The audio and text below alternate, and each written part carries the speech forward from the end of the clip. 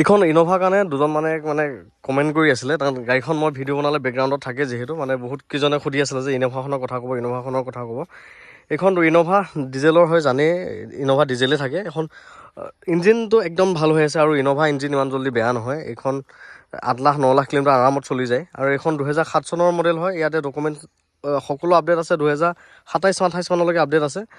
আৰু 2007 হয়, আৰু চলিছে 2 লাখমান কিলোমিটাৰ চলিছে, একদম জেনুইন কিলোমিটাৰ চলিছে। কাৰণ ইন'ভা এইখিনি চলিবই লাগিব, ইমান দিনৰ গাড়ীখন 2,30,000 চলিছে।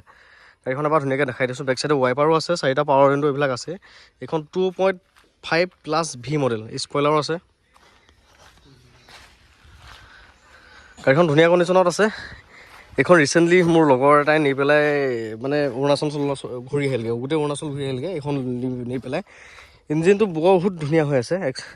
একচুৱেলি গাড়ীখনো সেই মোৰ লগৰ এজনৰ গাড়ী হয়। সি ক'লে যে চেল কৰি দিওঁ, চাবাচোন চেল কৰি দিম, কাষ্টমাৰ পালে দি দিবা, এনেকৈ মোক ক'লে। সি সেই ৰিচেণ্টলি অৰুণাচল পূৰা ঘূৰি আহিলেগৈ, অৰুণাচল ঘূৰি আহিলগৈ। আৰু সেই দেখিছেনে এখন গ্লাছলৈকে অৰিজিনেল লাগিছে, 2007 গাড়ী। 7 দেখিছেনে, এক্সিডেণ্টেলটো কোনো কথাই নাই। এই চাইডটো দেখাই দিছোঁ, এল' হুইলো আছে।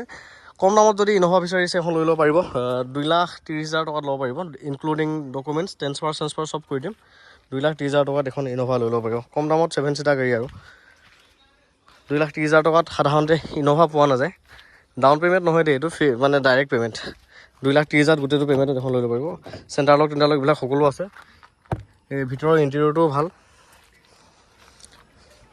বেক চাইডে ৱাইপাৰো আছে। গতিকে ল'ম বুলি ভাবিলে ল'ব পাৰিব। 9101500173 এইটো নাম্বাৰত কণ্টেক্ট কৰি লৈ ল'ব পাৰিব।